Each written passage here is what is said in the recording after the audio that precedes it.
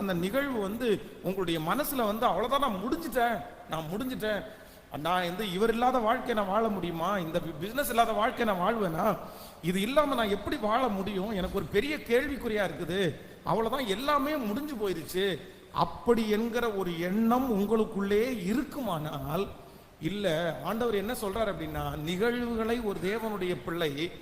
கையாளக்கூடிய முதல் விதம் என்ன அப்படின்னு சொன்னா, இந்த பிரச்சனை என்னுடைய ஓட்டத்தினுடைய முடிவு அல்ல, இந்த பிரச்சனை என்னுடைய வாழ்வினுடைய முடிவு அல்ல, இந்த போராட்டம் என்னுடைய வாழ்வினுடைய முடிவு அல்ல, கர்த்தர் இதிலிருந்தும் எனக்கு ஒரு துவக்கத்தை தருவதற்கு கர்த்தர் வல்லவராய் இருக்கிறார்,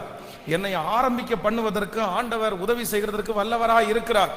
என்னுடைய முடிவு, நான் என்றைக்கு இந்த உலகத்தை விட்டு கடந்து போகிறேனோ அன்றைக்கு தான் என்னுடைய முடிவே தவிர, அன்றைக்கு வரைக்கும் கர்த்தர் ஒரு துவக்கத்தை, ஒரு புதிய காரியத்தை